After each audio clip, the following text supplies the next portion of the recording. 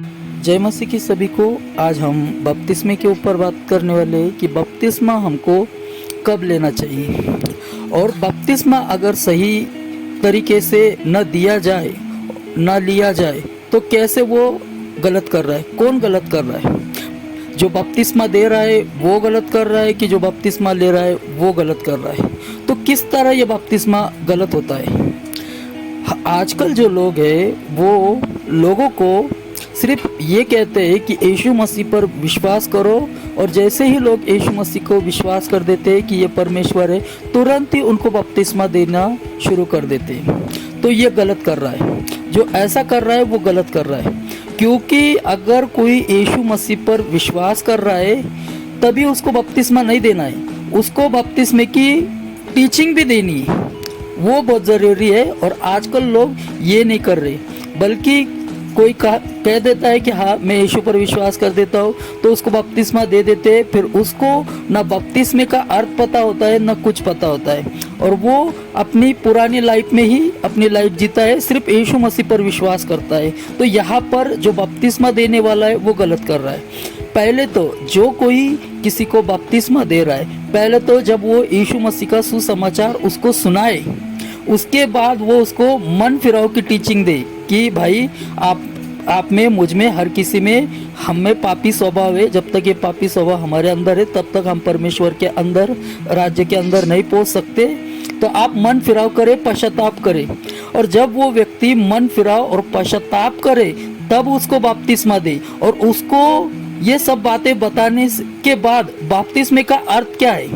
बपतिस्मा जब हम लेते हैं तो हम यीशु मसीह के साथ, है ना, मारे जाते हैं। जिस तरह यीशु मसीह मारे गए थे, हम पानी में चले जाते हैं, और जिस तरह यीशु मसीह तीसरे दिन कब्र से बाहर निकले, तो उसी तरह हम भी जब पानी से बाहर निकलते हैं तो यीशु मसीह के साथ जी उठते। ये पूरा उसको अर्थ समझा के उसको बपतिस्मा देना चाहिए, तब ये बपतिस्मा है जो है वो सही बपतिस्मा कहलवाएगा। पर आजकल वैसा नहीं हो रहा है। आजकल सिर्फ आप यीशु पर विश्वास करो और बपतिस्मा ले लो। ना उनको बपतिस्मे की सही टीचिंग दी जा रही है, ना उनको मन फिराव का सुसमाचार सुनाया जा रहा है।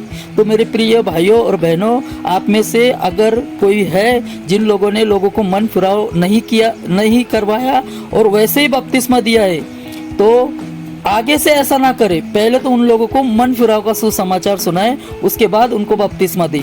और जो कोई भी अभी तक बपतिस्मा नहीं लिया है और वो बपतिस्मा लेना चाहता है, तो पहले आप मन फिराव के सुसमाचार को अच्छे से सुनिए और अपने लाइफ में देखिए कि मेरे लाइफ में कौन से गुनाह है और कौन से गुनाह नहीं, और अपने गुनाहों से तौबा करे, पश्चाताप करे, तभी बपतिस्मा ले। अगर आपके मन में पश्चाताप और तौबा नहीं है तो आप बपतिस्मा ना ले।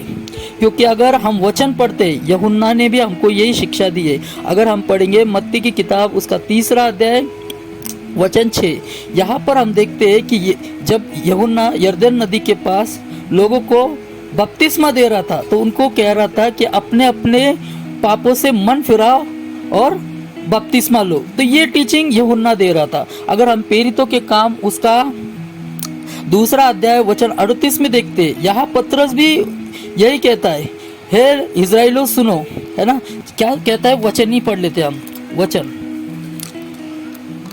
पतरस ने उनसे कहा, मन फिराओ और तुम में से हर एक अपने अपने पापों की क्षमा के लिए यीशु मसीह के नाम से बपतिस्मा लो, तो तुम पवित्र आत्मा पाओगे। तो यहाँ पर भी लिखा है कि अपने अपने पापों से मन फिराओ। तो मन फिरावना बहुत ज़रूरी है। जिस व्यक्ति ने मन किया ही नहीं, उसका बपतिस्मा लेकर मतलब ही नहीं है। तो मेरे प्रिय और भाइयों और बहनों, बपतिस्मे के सही अर्थ को समझे तभी बपतिस्मा ले। ऐसे सिर्फ विश्वास करो यीशु पर, ये सुनकर ही बपतिस्मा ना ले। अगर कोई बपतिस्मा दे रहा है तो उसको पूछे, पूरा अर्थ पूछे कि मुझे क्या करना है, मन फिराव किस तरह करना है, और किस तरह जो बपतिस्मे का अर्थ है वो क्या अर्थ है। इन सारी बातों को जब आप समझ जाओगे, उसके बाद ही आप लोगों ने बपतिस्मा लेना चाहिए, या जो दे रहा है उसने देना चाहिए। जय मसीह की, प्रेज द लॉर्ड।